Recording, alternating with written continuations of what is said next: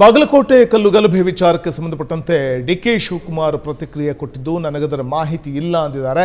ರಾಜ್ಯದ ದೊಡ್ಡ ಜಿಲ್ಲೆಯ ಮಾಹಿತಿ ಇಲ್ದಿದ್ರೆ ಹೆಂಗೆ ಸ್ವಾಮಿ? ಉಪಮುಖ್ಯಮಂತ್ರಿಗಳು ಡಿಕೆ ಶಿವಕುಮಾರ್ ಅವರು ಬಾಗಲಕೋಟೆ ಕಲ್ಲು ಗಲಾಟೆ ವಿಚಾರ ನನಗೆ ಗೊತ್ತೇ ಇಲ್ಲ, ನನಗದರ ಮಾಹಿತಿ ಇಲ್ಲ ಅಂದಿದ್ದಾರೆ ಡಿಕೆ ಶಿವಕುಮಾರ್ ಅವರು. ರಾಜ್ಯದ ದೊಡ್ಡ ಜಿಲ್ಲೆಯ ಮಾಹಿತಿ ಉಪಮುಖ್ಯಮಂತ್ರಿಗಳಿಗೆ, ಕೆಪಿಸಿಸಿ ಅಧ್ಯಕ್ಷರಿಗೆ ಇಲ್ವಾ? ಹಾಗಾದ್ರೆ ಆಫೀಸರ್ಸ್ ಜೊತೆ ಚರ್ಚಿಸಿ ರಿಪೋರ್ಟ್ ಪಡೆಯುವೆ ಅಂತ ಡಿಕೆ ಶಿವಕುಮಾರ್ ಹೇಳಿದ್ದಾರೆ. ಬಾಗಲಕೋಟೆ ಗಲಭೆಯಿಂದ ಜಿಲ್ಲೆಯ ಶಾಂತಿಗೆ ಭಂಗವಾಗಿದ್ದಂತಹ ಒಂದು ಪ್ರಕರಣ, ಆ ಸೂಕ್ಷ್ಮ ಪ್ರಕರಣದ ರಿಪೋರ್ಟ್ ಗೊತ್ತಿಲ್ಲ ಅಂತ ಡಿಕೆ ಶಿವಕುಮಾರ್ ಹೇಳಿದ್ದು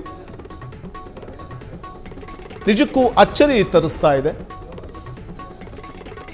ಶಿವಾಜಿ ಮೆರವಣಿಗೆಯ ಸಂದರ್ಭ, ಛತ್ರಪತಿ ಶಿವಾಜಿ ಮೆರವಣಿಗೆಯ ಸಂದರ್ಭದಲ್ಲಿ ಮಸೀದಿಯ ಬಳಿ ಮೆರವಣಿಗೆ ಸಾಗುತ್ತಿದ್ದಂಥ ವೇಳೆ ಕಲ್ಲು ತೂರಾಟ ನಡೆಸಲಾಗಿತ್ತು.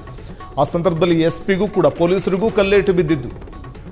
ಈ ವೇಳೆ ಕಲ್ಲು ತೂರಾಟ ನಡೆಸಿದವರ ವಿರುದ್ಧ ಕ್ರಮ ತೆಗೆದುಕೊಳ್ಳಲಾಗಿದೆ. ಈ ಬಗ್ಗೆ ಡಿಕೆ ಶಿವಕುಮಾರ್ ಅವರನ್ನ ಕೇಳಿದ್ರೆ ಡಿಕೆ ಶಿವಕುಮಾರ್ ಹೇಳ್ತಾರೆ, ಉಪಮುಖ್ಯಮಂತ್ರಿಗಳು ಹೇಳ್ತಾರೆ ನನಗದು ಗೊತ್ತೇ ಇಲ್ಲ, ಅದ್ರ ಬಗ್ಗೆ ಮಾಹಿತಿಯನ್ನು ಪಡ್ಕೋತೀನಿ ಅಂತ.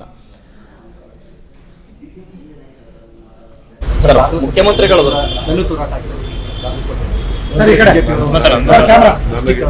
ನನಗೆ ಮಾಹಿತಿ ಇಲ್ಲ, ನನಗೇನು ಮಾಹಿತಿ ಇಲ್ಲ. ನಾನು ನಿನ್ನೆ ರಾತ್ರಿ ತಾನೇ ಅಸ್ಸಾಮಿಂದ ಬಂದಿದ್ದೀನಿ, ಲೇಟ್ ಆಯಿತು, ಟ್ರೈನ್ ಆಗಿದೆ, ರಾತ್ರಿ ಎಲ್ಲ ಮೀಟಿಂಗ್ ನಡೀತು, ನೋಡ್ತೀನಿ. ಮುಖ್ಯಮಂತ್ರಿಗಳು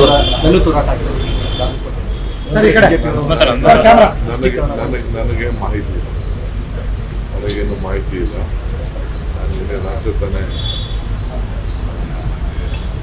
ಅಸ್ಸಾಮಿಂದ ಬಂದಿದ್ದೀನಿ, ಲೇಟ್ ಆಯಿತು, ಟ್ರೈನ್ ಆಗಿದೆ, ರಾತ್ರಿ ಎಲ್ಲ ಮೀಟಿಂಗ್ ನಡೀತು, ನೋಡ್ತೀನಿ. ಇದು ಡಿಕೆ ಶಿವಕುಮಾರ್ ಅವರ ಹೇಳಿಕೆ. ಆ ಸೂಕ್ಷ್ಮ ಪ್ರಕರಣದ ಬಗ್ಗೆ ನನಗೆ ಗೊತ್ತಿಲ್ಲ ಅಂತ ಹೇಳ್ತಾರೆ ಡಿಕೆ ಶಿವಕುಮಾರ್.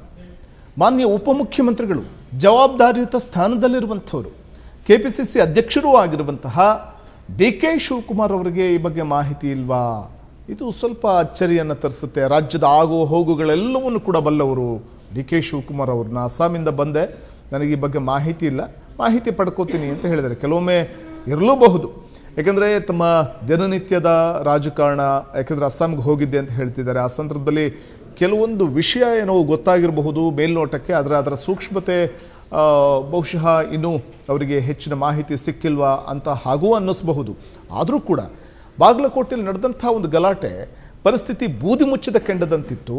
ಅಲ್ಲಿ ಶಿವಾಜಿ ಮೆರವಣಿಗೆ ಸಾಗುವಂಥ ಸಂದರ್ಭದಲ್ಲಿ ನಡೆದಂಥ ಕಲ್ಲು ತೂರಾಟ, ಮಸೀದಿ ಬಳಿ ಹೋಗ್ತಿದ್ದ ಹಾಗೆ ಕೆಲ ಕಿಡಿಗೇಡಿಗಳು ನಡೆಸಿದಂಥ ಕಲ್ಲು ತೂರಾಟದ ವಿಚಾರ, ಉಪಮುಖ್ಯಮಂತ್ರಿಗಳಿಗೆ ಆ ಮಾಹಿತಿ ಗೊತ್ತೇ ಇಲ್ಲ ಅಂತಂದಾಗ ಸಹಜವಾಗಿ ಅಚ್ಚರಿ ಆಗುತ್ತೆ. ಬಾಗಲಕೋಟೆ ಗಲಭೆಯಿಂದ ಜಿಲ್ಲೆಯ ಶಾಂತಿಗೆ ಭಂಗವಾಗಿದ್ದಂಥ ಪ್ರಕರಣ ಇದು.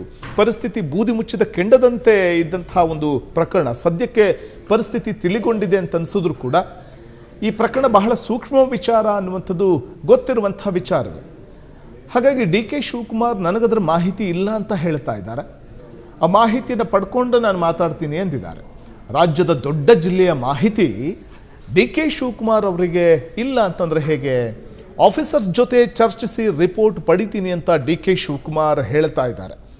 ಹಾಗಾಗಿ ಈ ಪ್ರಕರಣದ ವಿಚಾರವಾಗಿ ಡಿಕೆ ಶಿವಕುಮಾರ್ ಇನ್ನೂ ಹೆಚ್ಚಿನ ಮಾಹಿತಿಯನ್ನು ಪಡ್ಕೊಂಡು ನಂತರದಲ್ಲಿ ಮಾತಾಡ್ತೀನಿ ಅಂತಂದರೆ, ಅದ್ರ ಬಗ್ಗೆ ಸ್ವಲ್ಪ ಗೊತ್ತಾಯಿತು, ಅಲ್ಲೇನೋ ಗಲಭೆ ಆಗಿದೆ ಅಂತ, ಹೆಚ್ಚಿನ ಮಾಹಿತಿ ಗೊತ್ತಿಲ್ಲ, ಆ ನಂತರದಲ್ಲಿ ವಿವರಣೆ ಕೊಡ್ತೀನಿ ಅನ್ನುವಂಥದ್ದು ಅವರ ಹೇಳಿಕೆ ಅರ್ಥನ ಅನ್ನುವಂಥದ್ದೇ ಈಗ ಡಿಕೆ ಶಿವಕುಮಾರ್ ಅವರ ಸ್ಟೇಟ್ಮೆಂಟ್ ನೋಡಿದಾಗ ಅನಿಸುತ್ತೆ.